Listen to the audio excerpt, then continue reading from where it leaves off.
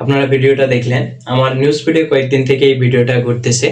আমরা আজ জানার চেষ্টা করি যে আসল ঘটনাটা কি। এগুলো মূলত করতে হচ্ছে মাউরি উপজাতি। মাউরি হচ্ছে নিউজিল্যান্ডের একটা জাতির নাম। এই নিউজিল্যান্ডের হচ্ছে উপজাতির নাম মূলত। এই নিউজিল্যান্ডের মধ্যে হচ্ছে 20% হচ্ছে মাউরি উপজাতি বসবাস করে। 1840 সালে উপনিবেশ যখন হয়েছিল নিউজিল্যান্ডের মধ্যে, তখন ব্রিটিশ রাজা এবং নিউজিল্যান্ডের মাউরি উপজাতিদের মধ্যে একটা ওয়েটাঙ্গির চুক্তি হয়। ওয়েটাঙ্গি নামক একটা চুক্তি হয়। এই চুক্তির মধ্যে স্বাক্ষরিত হয়। এই চুক্তির মধ্যে একটা মূল বিষয় ছিল যে হচ্ছে নিউজিল্যান্ডটাকে চালাবে, নিউজিল্যান্ডের শাসন কার্য চালাবে হচ্ছে দুই পক্ষের সমন্বয়। এক পক্ষ হচ্ছে আদিবাসী, ওই মাউরি আদিবাসী, এবং হচ্ছে ব্রিটিশ রাজা।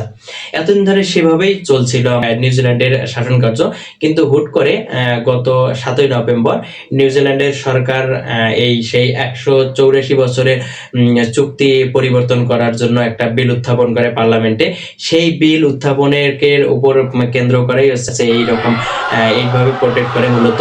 এই সেখানকার ক্ষমতাসীন দল হচ্ছে এসিটি নিউজিল্যান্ড পার্টি এই চুক্তির মানে পরিসরটা ছোট করে আনতে চায়।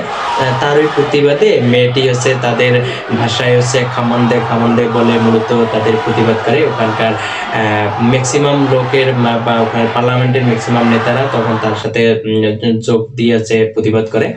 এরই প্রতিবাদে হচ্ছে এবং মাউরি উপজাতিদের নিজস্ব হচ্ছে পতাকা এবং তাদের পোশাক নিয়ে তারা দেশের এক প্রান্ত থেকে যাত্রা শুরু করে এবং হচ্ছে 19 নভেম্বর ওয়েলিংটন রাজধানীর মধ্যে এসে যাত্রা শেষ করে। তারা প্রতিবাদ জানায়, মূলত তাদের নিজেদের অধিকার আদায়ের জন্য প্রতিবাদ জানায়। যদিও তারা এতদিন পর্যন্ত বিভিন্ন রকম বৈষম্যের শিকার হয়ে আসছিল, এর মূলত হচ্ছে মানে মাউরিদের আসলে নিজেদের ন্যায্য অধিকার। কারণ এখানে সেই ব্রিটিশ উপনিবেশে আজ ক্ষমতা একদম হস্তান্তর করে নিতে এক মাউরিদেরকে আলাদা করে দিতে চাচ্ছে।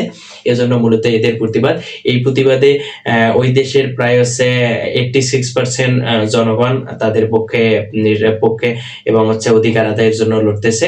এটাই হচ্ছে মূল ঘটনা।